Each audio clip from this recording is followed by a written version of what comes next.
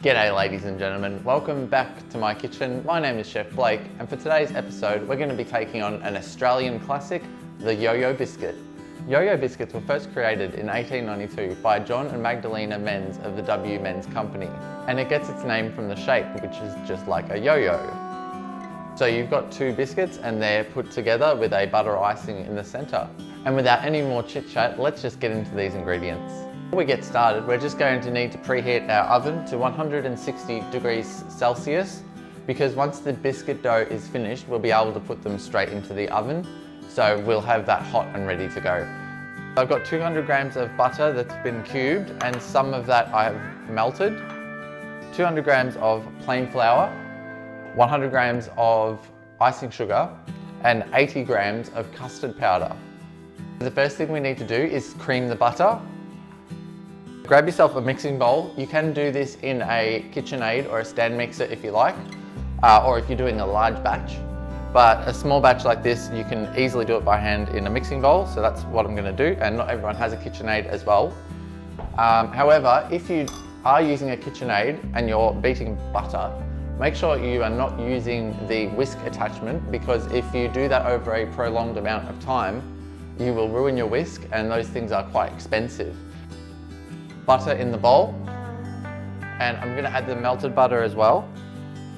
And what's going to happen is the colder butter is going to combine with the melted butter, and it's going to soften it more quickly, and that's going to enable us to whip it to the point that we want it to be more quickly.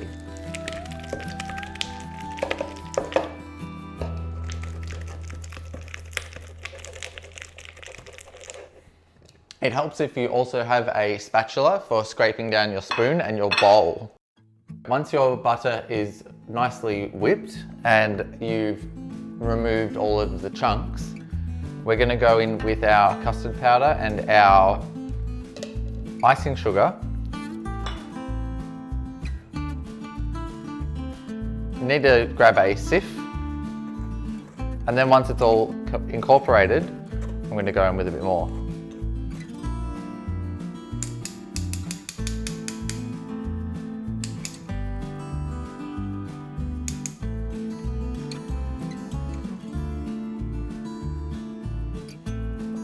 It helps if you just sort of squish it against the edge of the bowl, I find, because that'll help to press the sugar into the butter.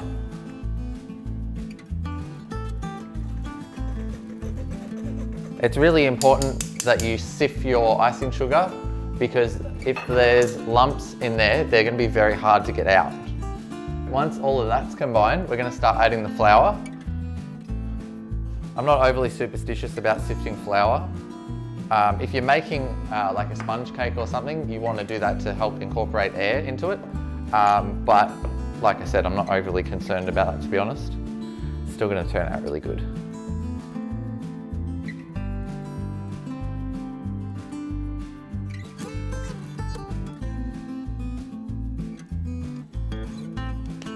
Alright, so to finish this one, you don't have to roll it out on the bench how I did. However, the bowl I was using, I was getting a bit sick of it. So anyway, so we've got our yo-yo dough here. What I'm going to do is I'm going to portion this into the biscuit sizes that I want.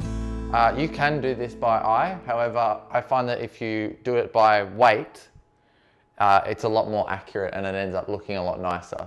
We're going to go with 30 grams.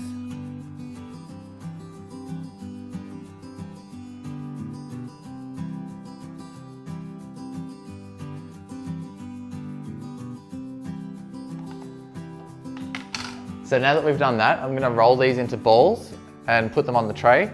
Make sure you allow enough space for them to expand.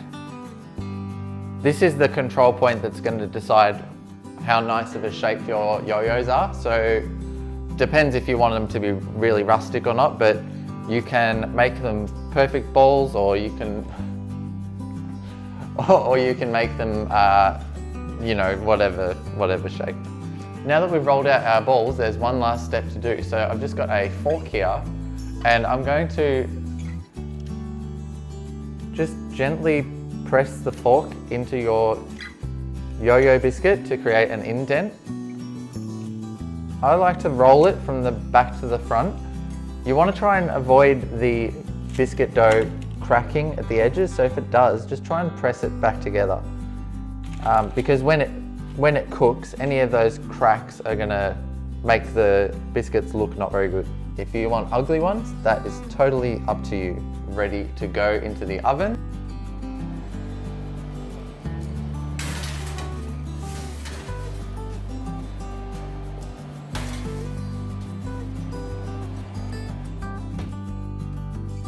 So just be aware of the heat points in your oven. You're gonna know your oven better than I do, but usually the top rack of the oven is hotter than the bottom, but just keep an eye on them.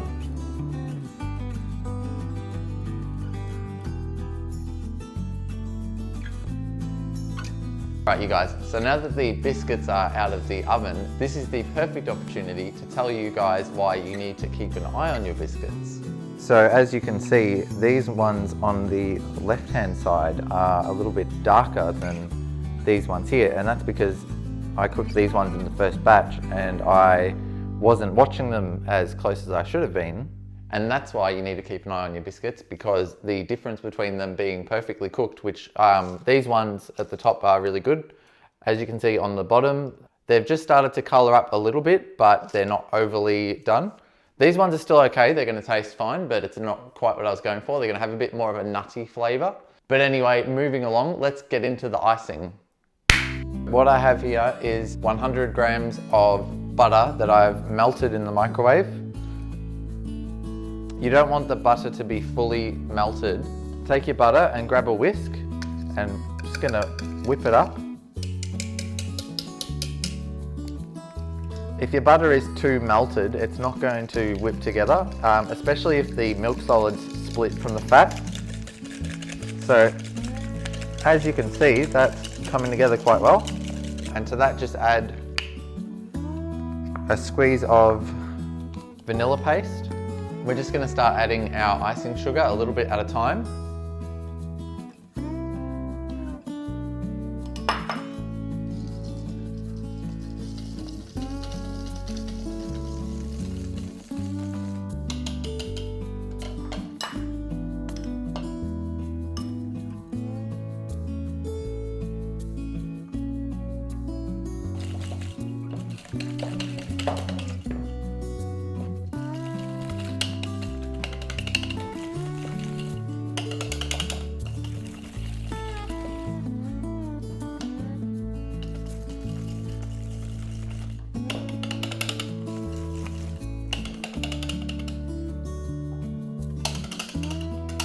And the last step is just put it in a piping bag. You can use a spoon if you like, but I think that this presents a bit better.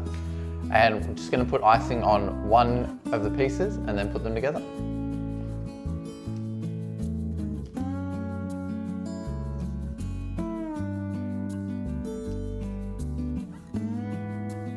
So I'm just gonna squish one of these now and see if I'm happy with the amount of icing. Otherwise, I'm gonna add a little bit more to the rest of them.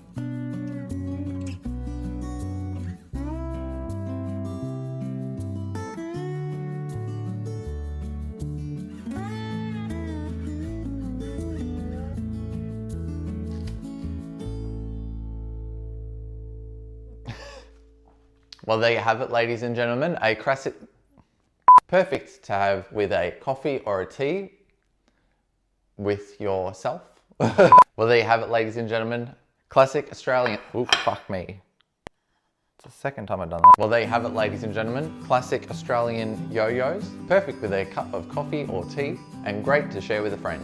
If you enjoyed today's video, make sure you give it a like and subscribe to my channel for more content. If you are not following me on Instagram, make sure you check out my content over there as well. I post there fairly often. Thank you very much for watching today's episode, and I'll see you in the next one.